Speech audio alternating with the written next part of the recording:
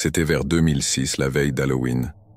Ma famille organisait une grande fête ce soir-là, et la maison, je vous assure, était remplie d'adultes en costume, complètement ivres. Mais l'aspect effrayant de cette histoire ne se trouve pas là.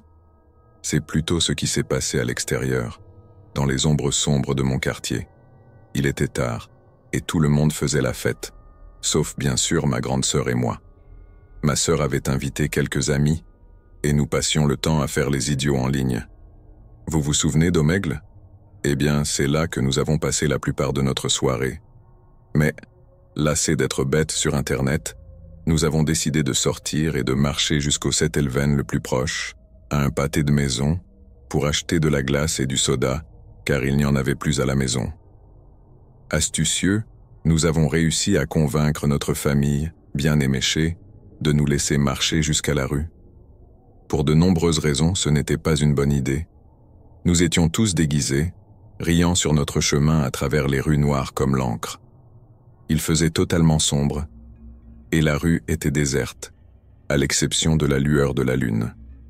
Quelques minutes après avoir commencé à marcher, nous avons remarqué que la rue devant nous s'illuminait à cause des phares d'une voiture. Elle s'approchait, mais vraiment lentement. Nous avons rigolé, plaisantant qu'il s'agissait probablement d'un creep. Mais pourquoi plaisanter sur quelque chose qui pourrait être vrai? Soudain, la voiture a fait un virage brusque et s'est dirigée droit sur nous. Les yeux écarquillés, les phares se sont allumés en plein phare. Sans réfléchir une seconde de plus, nous avons pris la fuite. Nous avons couru aussi vite que possible et nous nous sommes jetés dans des buissons proches, essayant de retenir notre souffle. À travers les buissons, nous avons vu les phares de la voiture ralentir à nouveau. Cette fois, nous avons entendu des voix d'hommes venant de la voiture, dont les fenêtres étaient mollées baissées. Mais où sont-ils passés? Ils étaient juste là. Fais demi-tour, imbécile. Continue de chercher. La voiture a fait demi-tour, rampant à nouveau dans la rue. Nous sommes restés cachés pendant ce qui nous a semblé être une éternité avant de finalement décider de rentrer en courant chez nous, abandonnant nos plans de glace et de soda. Miraculeusement, nous sommes tous rentrés sains et saufs, et nous avons filé au sous-sol, bien loin des voitures. C'était probablement juste un groupe de gars essayant de faire peur à quelques enfants, mais le fait que nous aurions pu être enlevés cette veille d'Halloween me secoue encore aujourd'hui. Je me sens comme l'enfant le plus chanceux, et dire qu'à l'époque, je pensais qu'Omegle était effrayant. Honnêtement, les skinwalkers, ou wendigos, me terrifient plus que toute autre chose. Je n'arrive même plus à respirer. Je suis figé par la peur. Les larmes coulent sur mon visage. Pour donner un peu de contexte, j'étais sans abri il y a 2 ans, vivant avec 2 autres adolescents sans abri. Autant que faire se peut, on s'en sortait plutôt bien malgré notre situation. Nous avions les uns les autres et des compétences de survie que nous avions acquises en venant de foyers horribles. Nous avons fait la connaissance d'un autre groupe de sans-abri et ils nous ont montré leur campement de fortune. En quelque sorte, c'était presque magique. C'était dans les bois et ils avaient même fabriqué un vrai lit taillé dans un arbre, avec une bâche comme abri et des guirlandes lumineuses fonctionnant à pile. Mon grand-père, décédé aujourd'hui, était autochtone, et c'est un peu ce qui m'a poussé à m'intéresser aux légendes urbaines, notamment celles liées à l'histoire et aux mythes des Premières Nations. Bref, ce groupe de sans-abri que nous avions rencontré a eu pitié de nous et nous a prêté leur campement pour quelques semaines. Grâce à cela, nous avons pu trouver du travail et organiser le camp comme nous le souhaitions. Nous avions 2 chiens, Pepper, qui avait été gravement maltraité et qui aimait en fait cette vie sans abri, et Autumn, qui était une véritable démone sous forme de chien, elle aussi victime de maltraitance. Pepper était hypersensible, prudente, et avait peur de son ombre, tandis qu'Autumn était tout l'opposé. Nous les avons installés sous la bâche, et juste au-dessus de nos têtes, nous avions fabriqué une sorte d'étagère de fortune pour nos affaires. Pendant quelques nuits, tout s'est bien passé. Mais ensuite, tout a changé. Nous ne nous sentions plus en sécurité là-bas. Nous étions restés éveillés tard à raconter des histoires, et j'ai mentionné les skinwalkers, expliquant que parler d'eux pouvait les attirer. En plein milieu des récits, nos chiens se sont mis à devenir fous. Je n'avais jamais vu une telle peur brute chez aucun des deux. Pepper était méconnaissable. Elle était terrifiée mais prête à nous défendre. Nous étions horrifiés, figés par l'anxiété et la peur. Mais ça s'est atténué une fois que nous avons réalisé que nous étions ridicules. Et c'est là que nous l'avons entendu. Ce n'était ni tout à fait humain, ni tout à fait animal. Rien au monde ne m'a jamais fait aussi peur depuis ce jour. J'ai un grave problème cardiaque, et cette frayeur a failli me tuer. Nous étions incapables de bouger. Cette chose marchait autour du camp, et la seule chose qui nous protégeait était une bâche en plastique bon marché et un peu de ruban adhésif. Je ne me souviens pas de grand-chose de cette nuit. Je me suis seulement réveillé pour voir que les autres étaient encore éveillés. Une partie du camp était détruite. Nous étions trop effrayés pour dormir là à nouveau, alors cet endroit est devenu un simple lieu de stockage. Finalement, tous sauf un d'entre nous ont réussi à sortir de la rue. Comme le titre l'indique, cela s'est passé en 2001, plus précisément la nuit d'Halloween.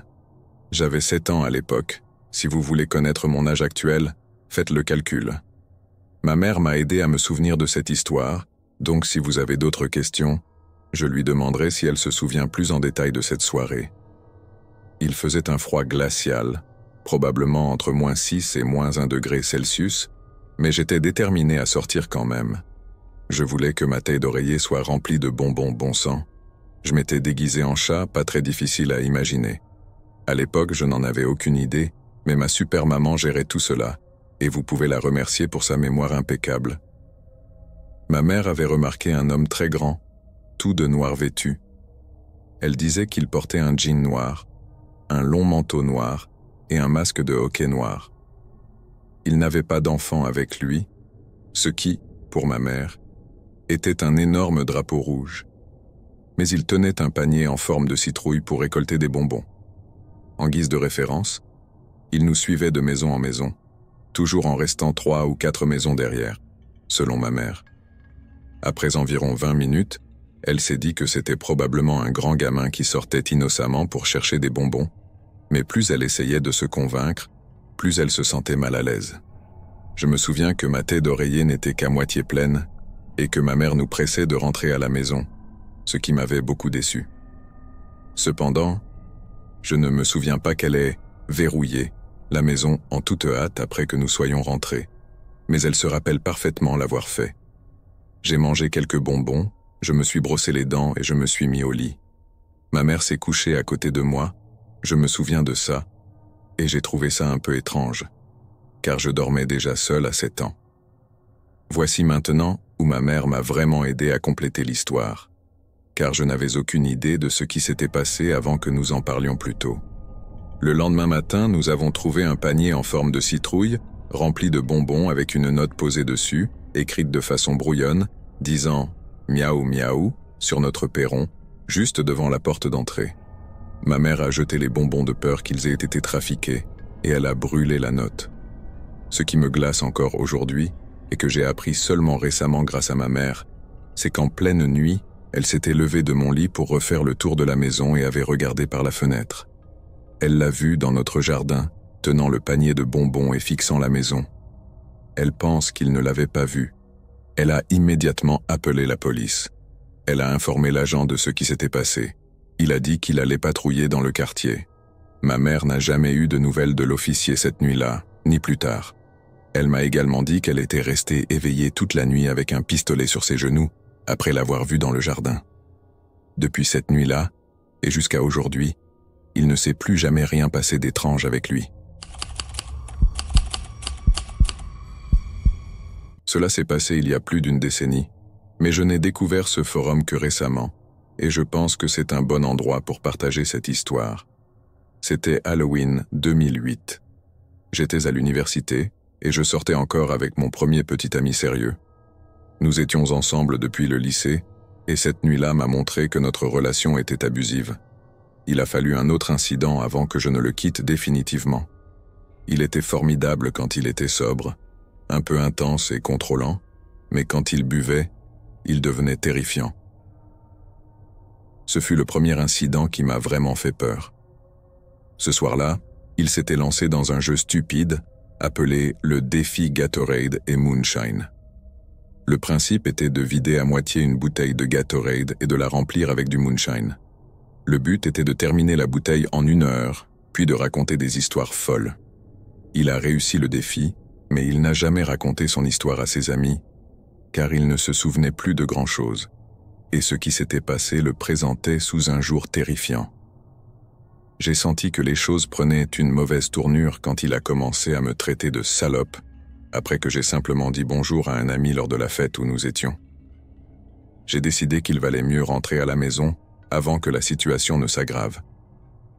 Je pensais pouvoir calmer les choses et gérer la situation. Une fois chez nous, nous avons changé de costume. James voulait avoir des relations sexuelles, mais vu son état et ce qu'il m'avait dit plus tôt, je n'étais pas du tout intéressé. Bizarrement, cela l'a poussé à me traiter de salope encore une fois. J'ai quitté l'appartement pour aller fumer. Nos voisins faisaient la fête et 2 gars fumaient dehors aussi.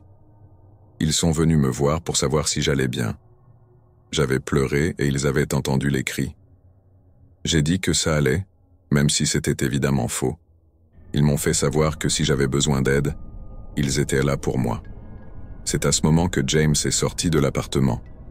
Il les a entendus et leur a dit de s'éloigner de moi tout en marchant vers eux. Je me suis levé pour m'interposer entre eux.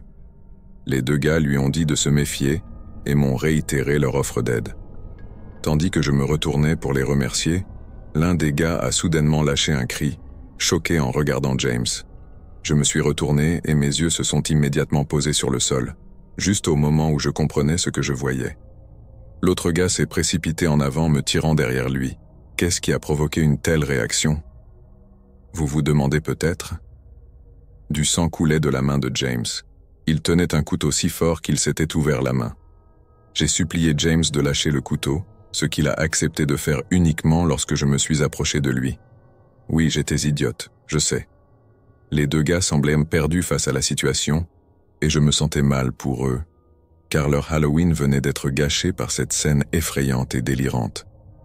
Ils m'ont laissé gérer après avoir insisté que je pouvais toujours les appeler si j'avais besoin d'aide. Une fois à l'intérieur, j'ai immédiatement commencé à cacher tous les objets tranchants. J'ai appelé les colocataires de James, les suppliant de rentrer à la maison. Pendant ce temps, James criait pour que je lui rende les couteaux, m'insultant encore, disant que si je ne voulais pas coucher avec lui, je ne servais à rien. J'ai appelé mes parents et je suis parti. Ensuite, j'ai appelé sa mère parce que j'avais peur qu'il ne se fasse du mal. Elle m'a simplement répondu que son fils était désormais mon problème. J'aurais dû appeler la police, mais je ne voulais pas gâcher sa vie. J'ai honte de dire que je me suis remise avec lui pendant 6 mois supplémentaires d'enfer après cet incident. Mais aujourd'hui, je peux dire en toute sécurité, James, ne nous revoyons plus jamais. Cela s'est passé il y a un certain temps, j'avais 13 ans et ma famille venait de déménager dans une nouvelle ville. Un nouvel ami de mon école et moi avions prévu de faire du porte-à-porte pour Halloween ensemble.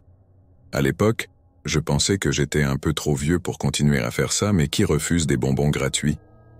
Mon ami et moi avons estimé qu'il nous restait encore une dernière année pour profiter d'Halloween, car nous avions 13 ans et nous vivions dans un quartier assez sûr. Mes parents pensaient donc que c'était sans danger pour nous d'aller chercher des bonbons sans surveillance d'adultes.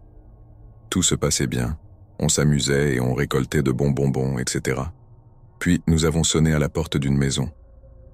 La lumière du porche était allumée et il y avait 1 ou 2 citrouilles, donc on s'est dit que les gens allaient sûrement distribuer des bonbons. Un homme d'âge moyen a ouvert la porte. Au début, j'étais content parce qu'il portait un costume et semblait heureux de nous voir, mon ami et moi. J'ai pensé qu'on allait sûrement avoir droit à des bonbons de premier choix. Je ne me souviens même pas de ce qu'il nous a donné comme bonbons, mais je me souviens très bien de ce qui s'est passé ensuite.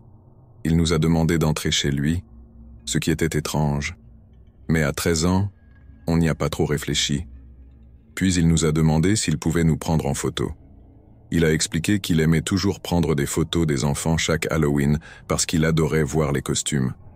Sur l'un de ces murs, il y avait une série de photos d'enfants déguisés, tous différents et sans lien entre eux. À ce moment-là, même en étant de jeunes ados un peu naïfs, nous commencions à être mal à l'aise. Mais je me suis dit qu'il valait mieux ne pas contrarier cet homme et le laisser prendre la photo pour que l'on puisse partir. Il a pris la photo, puis il a sorti un clipboard et une feuille de papier avec plein de noms écrits d'une écriture enfantine. Il nous a dit qu'il aimait bien que les enfants dont il prenait la photo signent leur nom pour qu'ils puissent savoir qui ils sont. Là, on était vraiment mal à l'aise. On aurait dû s'enfuir, mais on était trop bien conditionnés pour ne pas paraître impoli. J'ai décidé de signer un faux nom. Il a regardé le papier, m'a regardé, a relu le faux nom que je lui avais donné, puis a hoché la tête. Heureusement, il ne s'est rien passé après ça et nous avons pu partir, mais ça nous a vraiment mis mal à l'aise.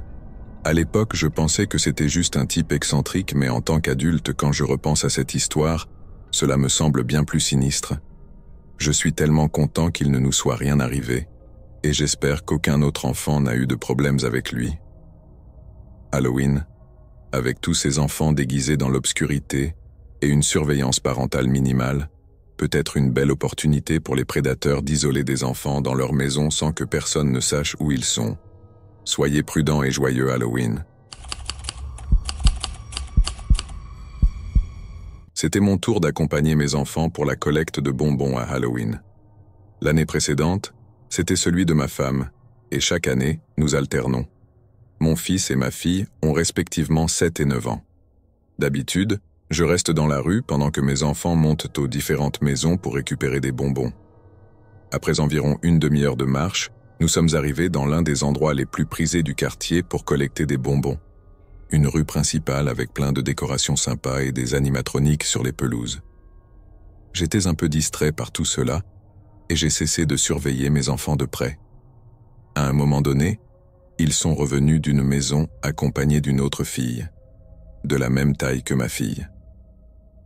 Elle portait un masque bizarre, fait maison, en carton ou quelque chose comme ça. Ma fille m'a demandé si cette fille pouvait faire la tournée avec nous. Alors j'ai dit d'accord et nous avons continué ensemble. Je ne savais pas qui était cette fille, mais je me suis dit que c'était peut-être une amie de l'école. En continuant, j'ai commencé à remarquer un grand homme qui nous suivait de près. Il portait un masque représentant un chat en colère. C'était plutôt effrayant pour être honnête. Je pensais qu'il était peut-être le père de la fille, alors j'ai essayé de lui faire un peu de conversation.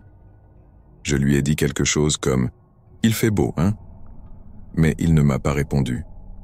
Il se tenait là, à me regarder, pendant que nos enfants montaient à les marches de la maison suivante.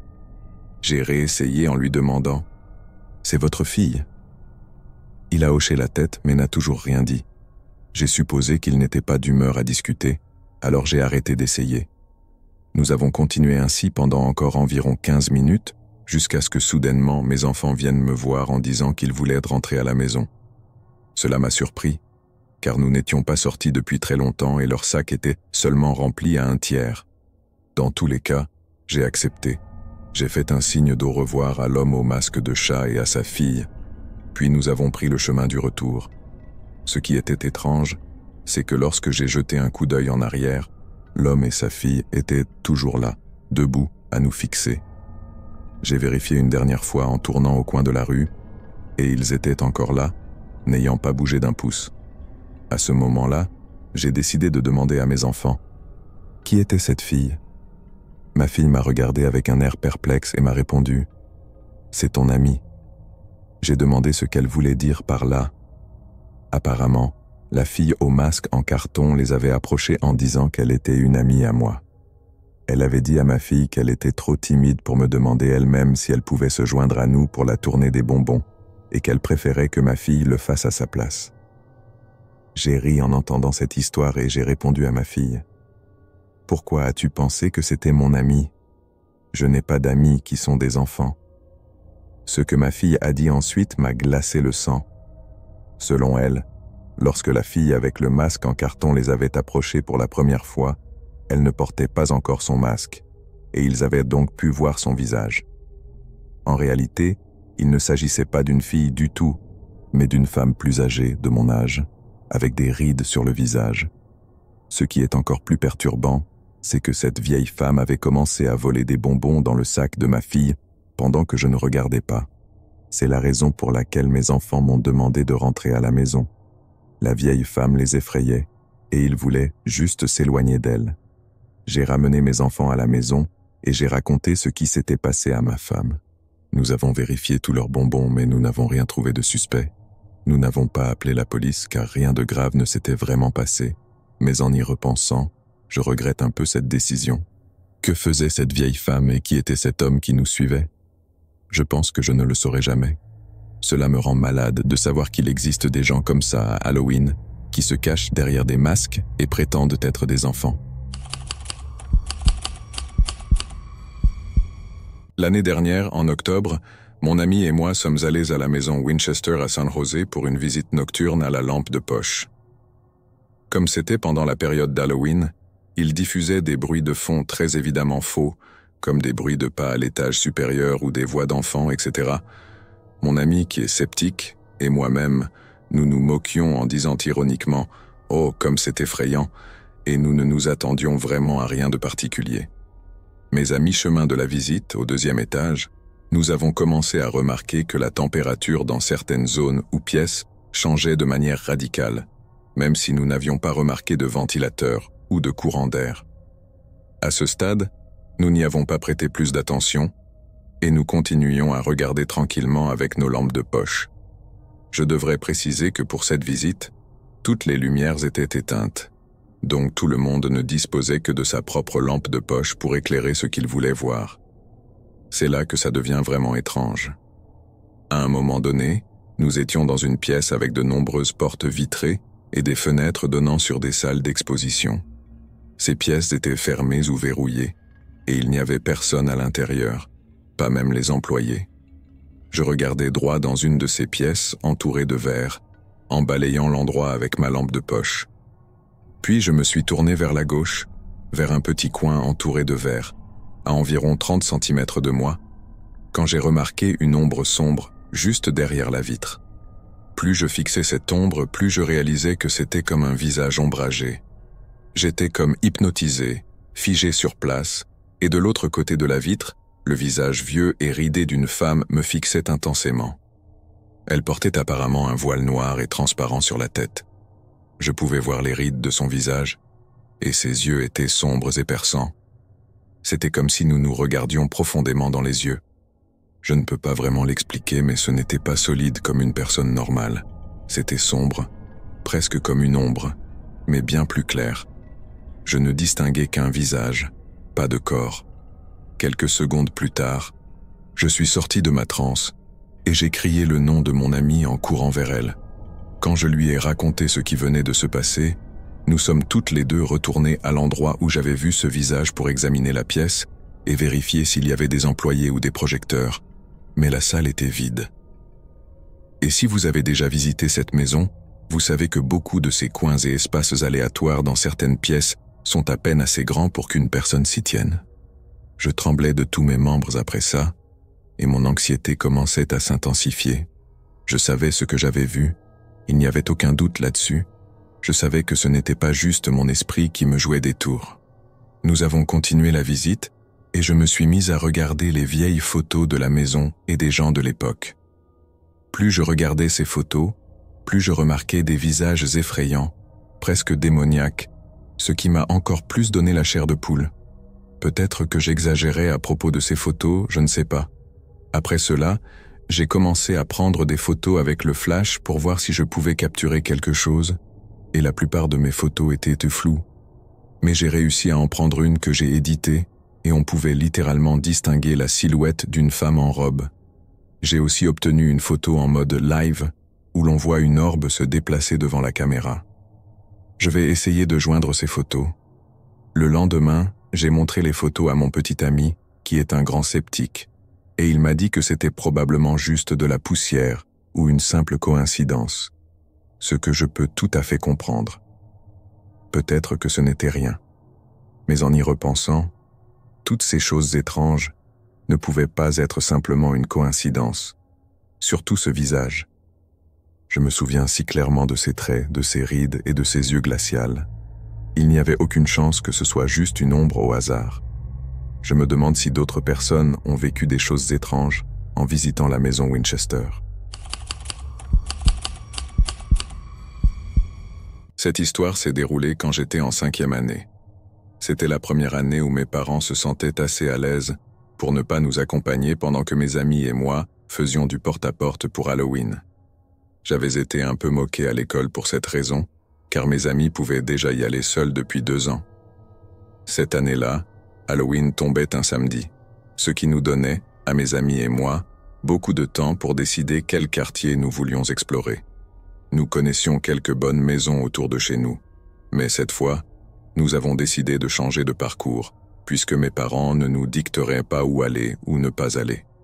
Il y avait 3 lotissements différents autour de notre quartier.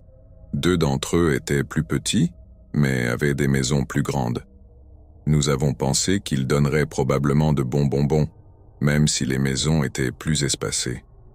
Le 3e lotissement était dans une zone que nous ne connaissions pas très bien. Il était assez grand, mais beaucoup de maisons semblaient abandonnées, ou du moins en mauvais état.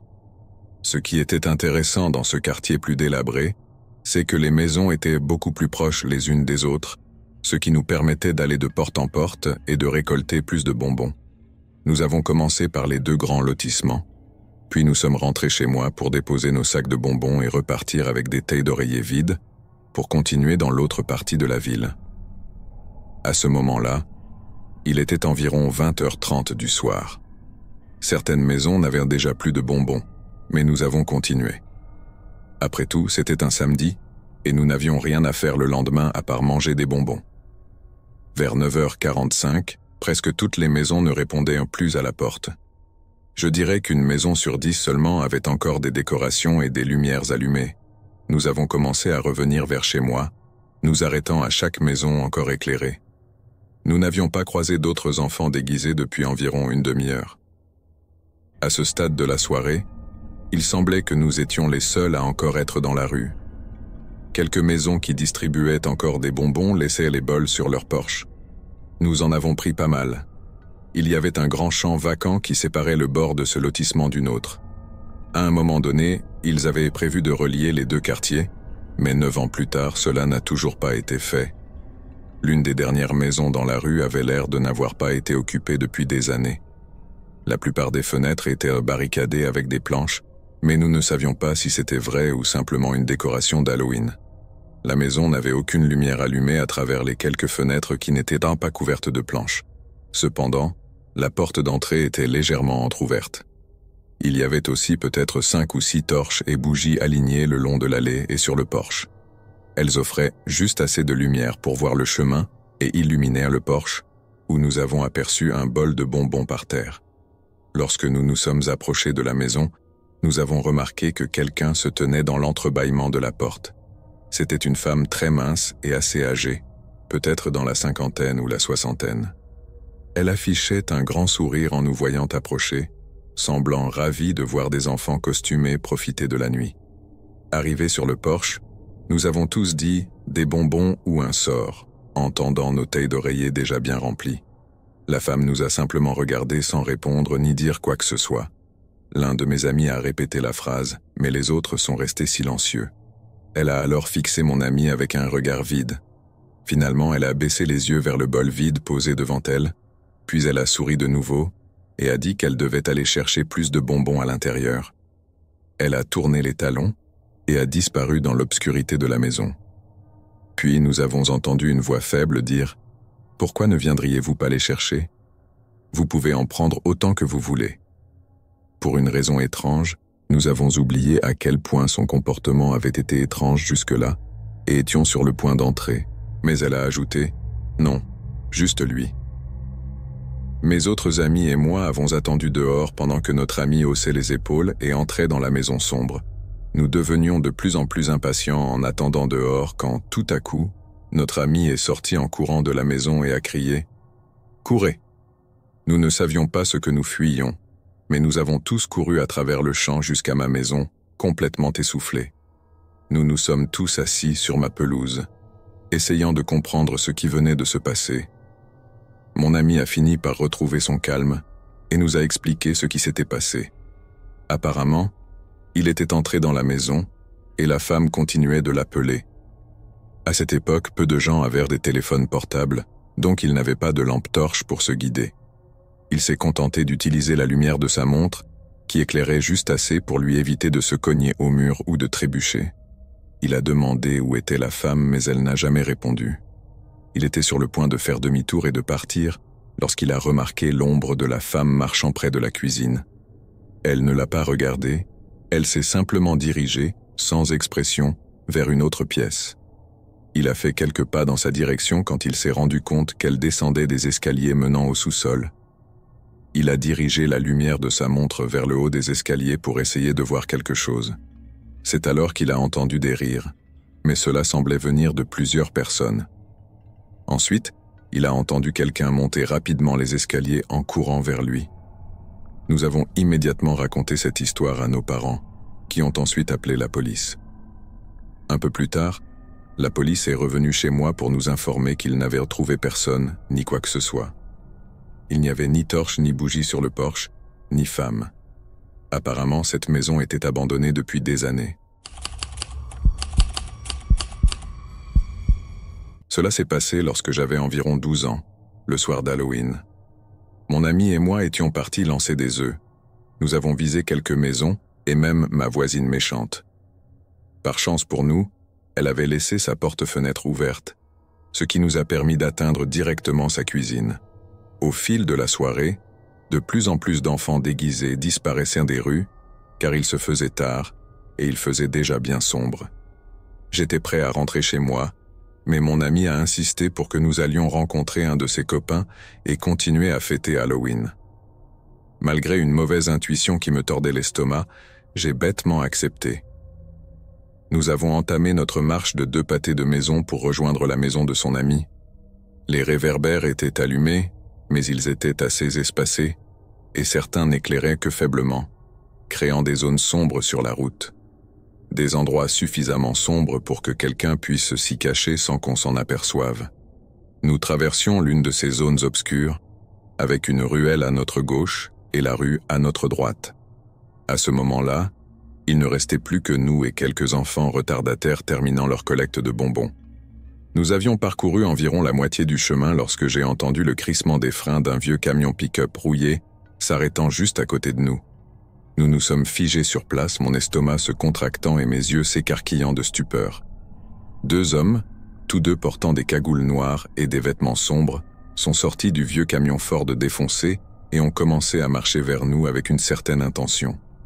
Le conducteur, avec un grand sourire sur le visage, m'a regardé droit dans les yeux et a dit « Salut les gars ». Sa voix était rauque, comme celle d'un homme dans la trentaine. Je n'ai jamais rien entendu de pareil.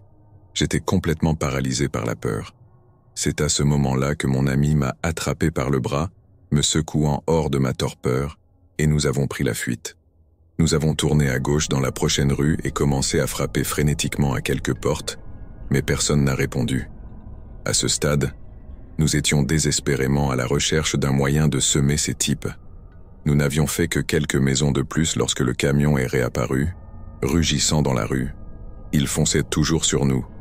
Nous avons finalement repéré une maison avec une lumière de Porsche allumée, ce qui, selon la règle intergalactique d'Halloween, signifie « Oui, nous avons encore des bonbons, donc potentiellement quelqu'un éveillé pour répondre. » En courant vers la maison, tout en étant pourchassés par ces hommes masqués, nous avons entendu le camion accélérer encore plus. Ils allaient vraiment essayer de nous renverser. Une fois arrivés sur le trottoir opposé, ils ont passé à toute vitesse à côté de nous. Nous avons couru jusqu'à la maison et frappé et donné des coups de pied à la porte jusqu'à ce qu'une femme vienne nous ouvrir.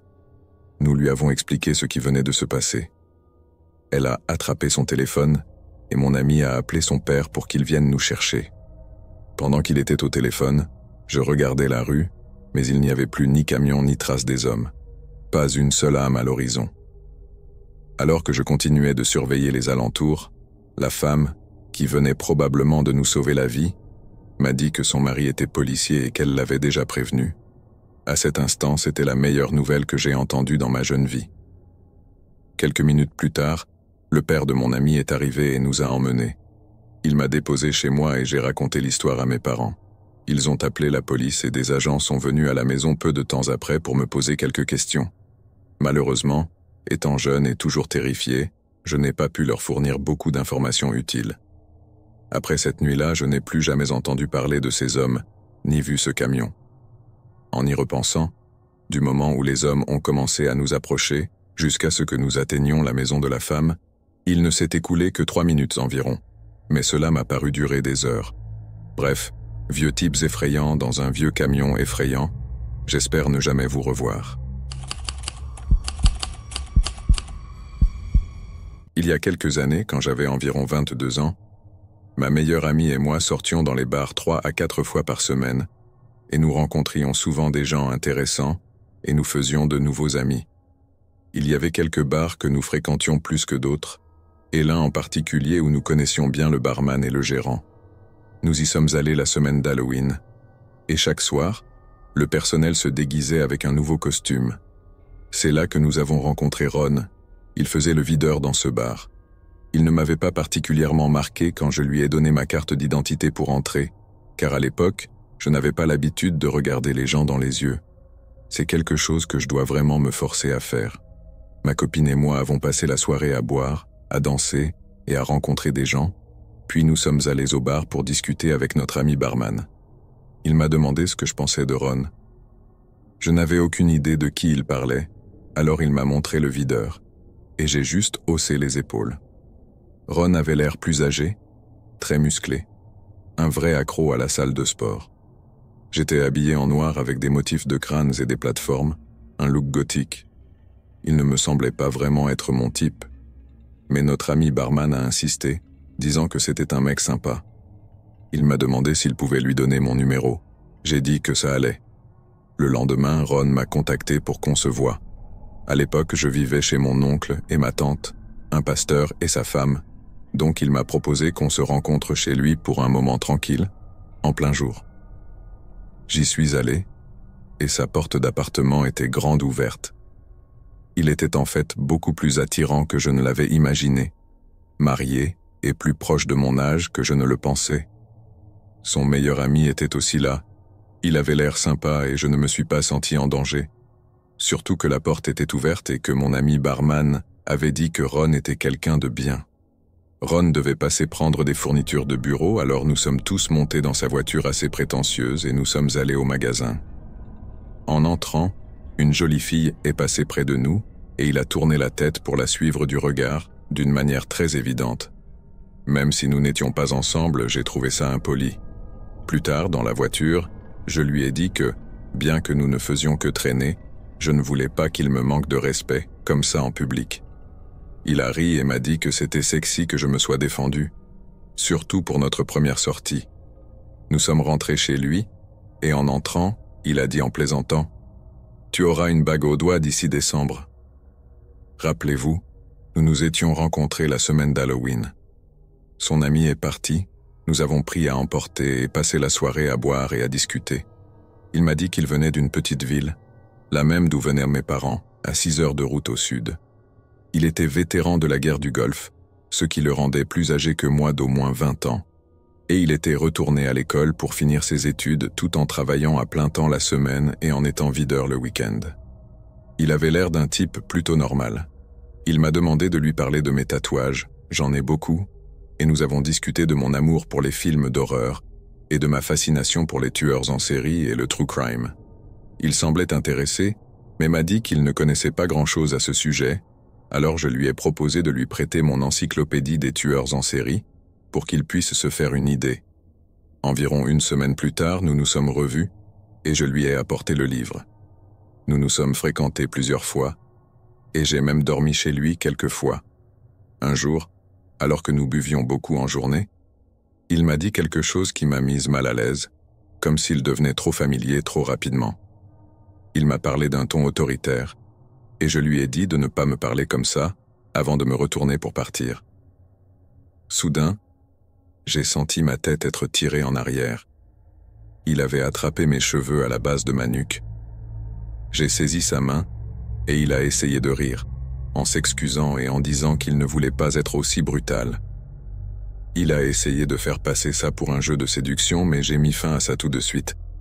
J'avais envie de partir, mais j'étais déjà un peu ivre, alors je suis resté. Il a dit qu'il allait travailler un peu. Je pensais que j'allais attendre que l'effet de l'alcool passe, puis rentrer chez moi et ne plus jamais lui parler. Alors que je m'assis, il s'est mis à parler en détail de son tueur en série préféré dans l'encyclopédie que je lui avais prêtée, en expliquant pourquoi. Je trouvais la manière dont il en parlait vraiment dérangeante. Puis il a commencé à travailler sur un devoir de sociologie sur les légendes urbaines et a mis des vidéos avec du contenu effrayant, me mettant de plus en plus mal à l'aise. J'ai finalement réalisé que je ne me sentais plus en sécurité avec lui. Je lui ai demandé d'attendre que je parte pour continuer, ou de mettre des écouteurs. Il s'est moqué de moi, me disant qu'il n'arrivait pas à croire que j'étais une poseuse. T'as tous ces tatouages, ces crânes, et en fait, t'es juste une peureuse. Il riait d'un rire effrayant, prenant un malin plaisir à me voir mal à l'aise. Je ne voulais pas conduire avec même un peu d'alcool dans le sang, alors je lui ai dit que sa réaction me faisait vraiment peur. J'aime les choses effrayantes, mais j'ai réalisé que ce type aimait me voir angoissé d'une manière vraiment malsaine. Son visage s'est soudainement assombri, et il m'a dit qu'il avait une machette sous son matelas. J'ai regardé, et j'ai vu le manche dépasser. Il m'a dit « Je pourrais te faire disparaître. Personne ne retrouverait jamais ton corps. » À cet instant, l'adrénaline m'a envahi. J'ai attrapé mon sac, et j'ai couru vers ma voiture. Il me suivait en traînant le pas, en riant et en me disant de ne pas partir. J'étais soudainement parfaitement sobre, sans doute à cause de la peur, et j'ai démarré la voiture et pris la fuite. 2 minutes plus tard, je me suis arrêté près du centre commercial pour reprendre mon souffle et j'ai appelé ma meilleure amie pour tout lui raconter. Pendant la semaine suivante, il m'a inondé d'appels et de messages, alternant entre me supplier de lui donner une autre chance et m'insulter, me traitant de poseuse et de fausse. J'ai raconté ce qui s'était passé à notre ami barman qui n'en revenait pas. Il a travaillé avec Ron quelques fois de plus, mais ils n'ont plus parlé. Ron a ensuite jeté son dévolu sur une nouvelle fille, une jeune femme d'une 20aine d'années dont la famille possédait un restaurant vietnamien dans le même centre commercial que le bar. Notre ami barman nous a dit que Ron venait juste de commencer à la fréquenter et qu'elle est tombée enceinte immédiatement. J'ai demandé à notre ami barman de la prévenir ou de lui donner mon numéro, mais il ne l'a plus jamais revue. J'espère et je prie qu'elle n'ait pas été piégée par Ron, et à chaque fois que je suis dans le coin, je prie pour ne jamais tomber sur lui. Il peut bien garder l'encyclopédie, j'espère juste qu'il n'en a pas tiré de mauvaises idées. Cela s'est passé il y a environ 13 ans, lorsque j'étais en 2e année à l'université dans une école d'arts libéraux du comté de Suffolk à New York. Dès le 1er mois ou les 2 premiers mois de ma première année, je m'étais retrouvé dans un groupe très soudé de passionnés de théâtre, 6 gars, moi inclus et une fille. Tous adoraient les films d'horreur et les histoires de fantômes. J'avais trouvé mon clan. La première année était difficile, mais nous nous soutenions les uns les autres, rendant l'expérience beaucoup plus agréable. Au début de la 2e année, nous avons décidé qu'en octobre, alors que la saison d'Halloween battait son plein, nous allions trouver un coin isolé et effrayant dans une ville voisine pour nous faire peur. Après quelques recherches, nous avons découvert une zone particulièrement isolée, à environ 30 minutes de là, réputée pour des apparitions paranormales. Parfait. Les 7 d'entre nous se sont répartis dans 2 voitures et ont pris la route de nuit. Permettez-moi de planter le décor. Vous quittez une route principale très animée, bordée de centres commerciaux et de restaurants, et vous vous retrouvez presque immédiatement dans une obscurité totale. C'était une zone très boisée. Un véritable dédale de routes sinueuses entourées d'arbres, avec très peu de réverbères et encore moins de maisons. Sans GPS ou un bon sens de l'orientation, on pouvait facilement s'y perdre.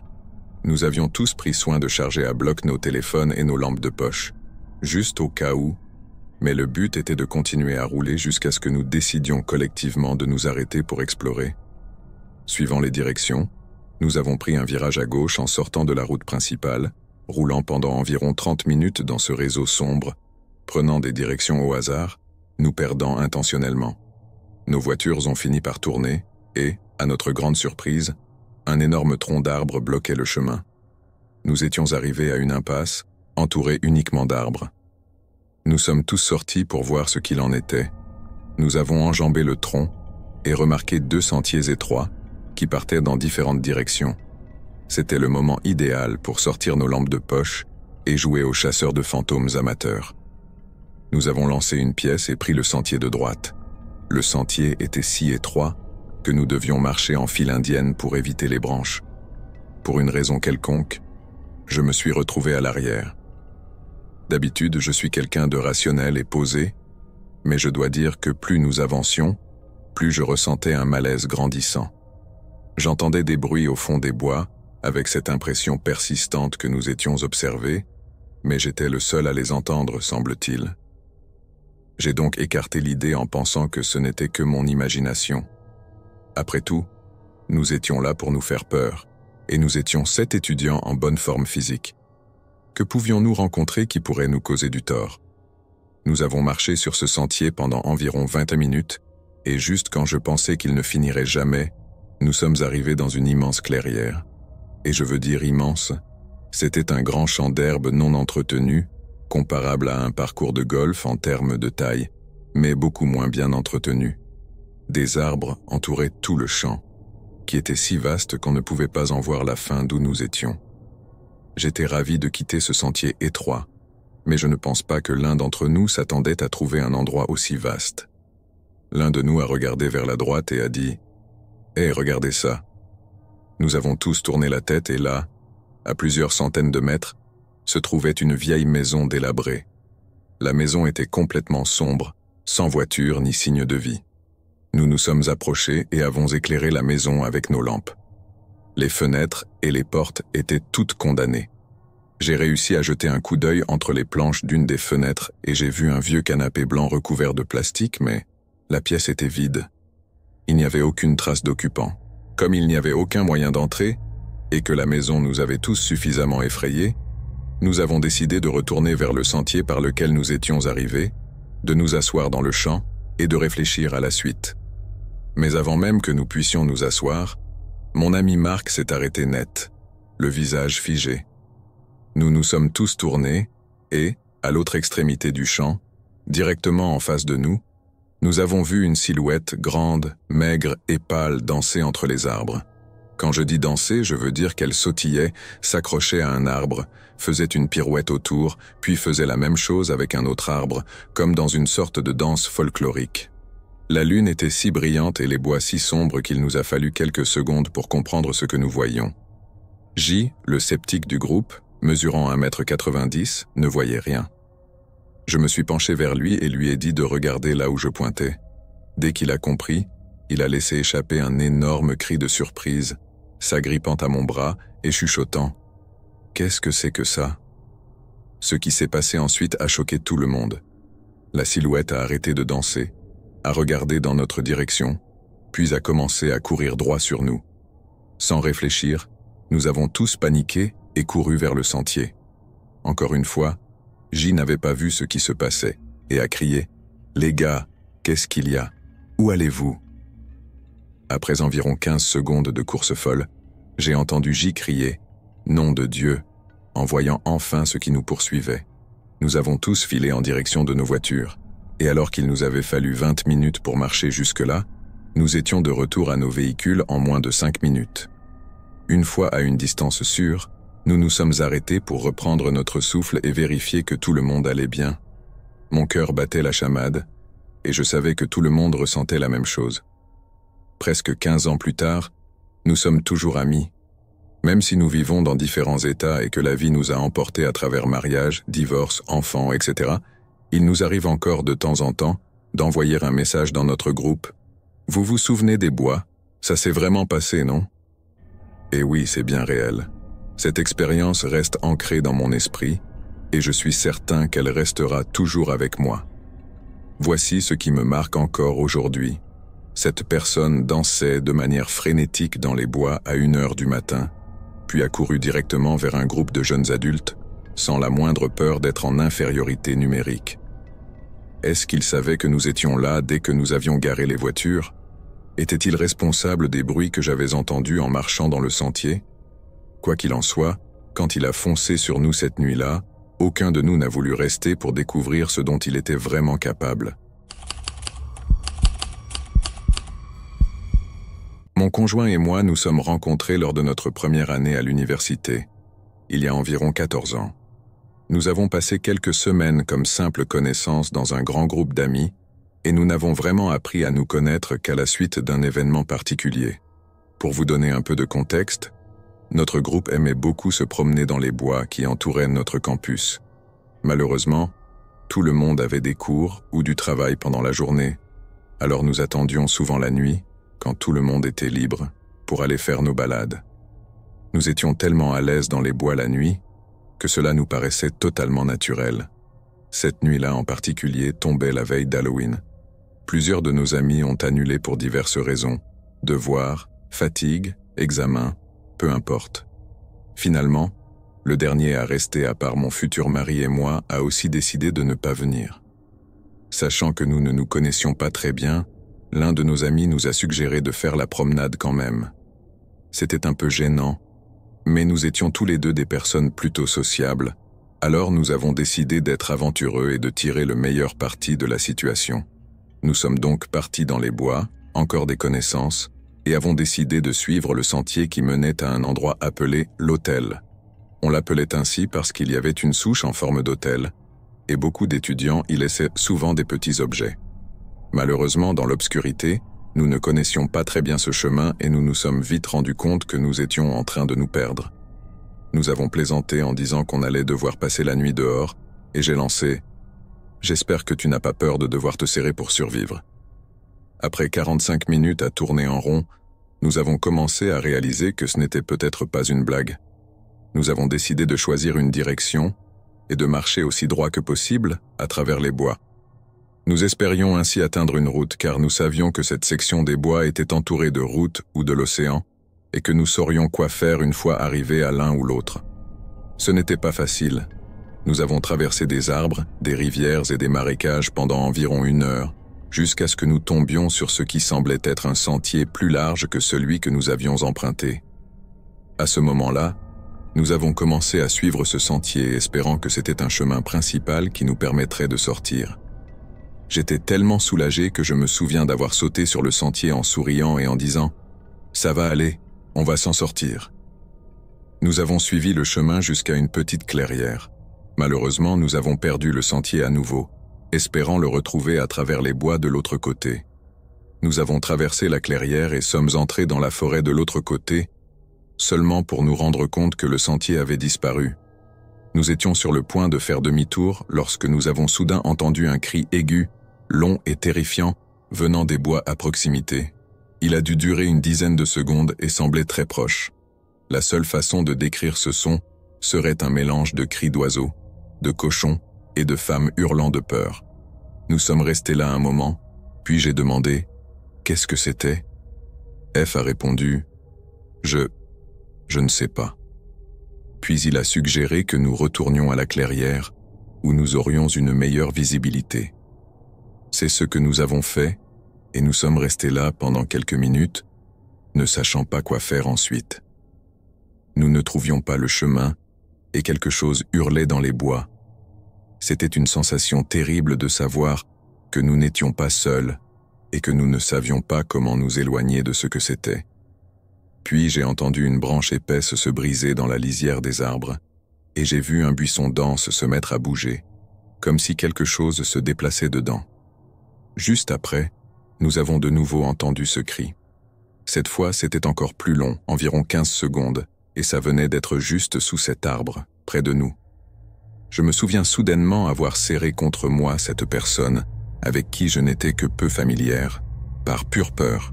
C'était un peu embarrassant, et je me souviens de m'être excusé immédiatement après.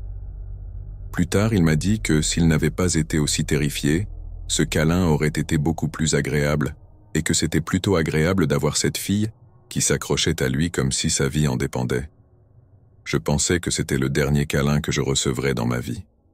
À ce moment-là, nous ne savions plus quoi faire, et je me souviens m'être retourné et avoir aperçu ce qui semblait être un sentier qui tournait au coin d'un arbre. Nous l'avions manqué en entrant dans la clairière, pensant que c'était le bon chemin. Je lui ai montré, et nous avons pris la direction de ce nouveau sentier. Nous avions nos vieux téléphones portables avec nous et espérions les utiliser comme lampes de poche. Le plus lumineux était déjà à plat depuis un moment, mais le mien fonctionnait encore, bien qu'il n'éclairait pas grand-chose. Je me suis mis à l'ouvrir et le fermer, espérant que cela ferait fuir ceux qui nous suivaient. Nous avons fait environ 20 pas sur le sentier quand j'ai commencé à entendre des bruits réguliers derrière nous. Comme c'était l'automne, le sentier était couvert de feuilles, mais le centre, souvent piétiné, était aplati, alors que les feuilles sur les côtés étaient encore sèches et craquantes. J'entendais les feuilles sur les côtés se faire écraser, puis des moments de silence, et ensuite de nouveau des feuilles sur l'autre côté. C'était comme si quelque chose essayait de se déplacer d'un côté à l'autre, juste hors de mon champ de vision. C'est alors que nous avons entendu le cri une fois de plus, juste derrière nous. Nous avons tous les deux commencé à courir. Après une vingtaine de pas, nous sommes soudainement sortis des bois, dans une grande clairière que nous avons immédiatement reconnue. Nous avons traversé la clairière et atteint une route goudronnée juste à côté du campus, mais nous avons entendu cette chose crier une dernière fois depuis la lisière des arbres. Nous sommes rentrés dans nos dortoirs, en nous promettant de parler de tout cela le lendemain matin. Il était très tard, et nous étions encore chargés d'adrénaline après cette peur partagée. Cette nuit-là, j'ai essayé de chercher ce que cela pouvait être, avec mes écouteurs sur les oreilles, dans ma chambre sombre pendant que ma colocataire dormait. J'avais une certaine expérience des forêts, et je voulais que ce soit le cri d'une chouette. J'ai écouté tous les oiseaux criards de la région, mais aucun ne correspondait. Tous avaient un son très aigu et propre aux oiseaux, mais il manquait cette note humaine que nous avions entendue. Le lendemain, nous avons raconté cette histoire à nos amis, et elle est rapidement devenue une légende urbaine sur le campus. Les gens ont commencé à appeler cela la Banshee des bois.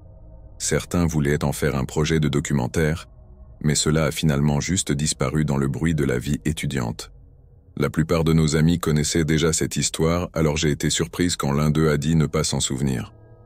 Nous lui avons raconté, en décrivant au mieux les sons que nous avions entendus. Il a alors dit « Je sais exactement ce que vous avez entendu, c'est un cougar. » Eh bien, mince alors. Je l'ai cherché, et je ne comprends pas pourquoi je n'y ai pas pensé plus tôt. Je savais que les félins pouvaient crier comme des femmes, mais je ne l'avais jamais entendu, malgré mon expérience en forêt. De manière assez amusante, je savais aussi, grâce à des amis pisteurs, que les cougars suivent souvent des cycles territoriaux de 5 ou 6 mois. J'ai donc commencé à surveiller les informations concernant les cougars autour du campus. Et effectivement, j'ai pu retrouver des personnes qui avaient vu le félin environ 6 mois après notre rencontre, sans qu'il y ait eu de signalement entre-temps, et des articles mentionnant des observations environ 1 an après notre incident. Des gens avaient trouvé des traces de chasse sur le campus environ 6 mois après notre rencontre. Nous avons donc pu suivre les visites régulières du cougar et constater qu'elles correspondaient exactement à notre rencontre. Nous sommes restés amis encore quelques semaines. Je ne sais pas si c'est cette expérience dans les bois, ou si c'était simplement nous, mais nous voulions tous les deux quelque chose de plus que de l'amitié. La transition n'a pas été facile. Il venait de sortir d'une relation quelques semaines avant que nous nous rencontrions et craignait que ce ne soit qu'un rebond. Nous avons décidé de prendre les choses lentement pendant l'hiver et d'analyser nos sentiments. Quand nous sommes revenus après le Nouvel An, il n'y avait plus de doute. Cela fait maintenant plus de 14 ans. Il y a quelques années, lors de notre mariage, nous avons raconté cette histoire à tous nos invités, et à notre grande surprise, certains de nos amis et membres de la famille ne la connaissaient pas encore. Nous sommes maintenant des freelances et passons la plupart de nos journées ensemble, travaillant de manière créative. Nous sommes entrés dans ces bois presque comme des étrangers, et cela a fait naître une étincelle que je n'aurais jamais imaginée. Mais tout n'a pas été sans conséquences. Ce traumatisme, qui nous a rapprochés, a aussi eu un coup sur ma santé mentale. J'ai commencé à m'en rendre compte quelques mois après l'incident. Parfois, j'avais des crises de panique la nuit en forêt. Il suffisait du moindre bruit inconnu pour que je sois envahi par la peur, presque paralysé, suppliant ceux qui étaient avec moi de me sortir de là. Pour moi, cela a été un grand prix à payer. J'avais grandi en me promenant dans les bois la nuit, et je m'y sentais tellement à l'aise que perdre cela à l'âge adulte était humiliant. J'aime penser que j'ai fait des progrès au cours des 14 dernières années pour surmonter cette peur, mais il suffit de la situation adéquate pour que tout revienne. Voilà donc comment j'ai appris à connaître mon mari.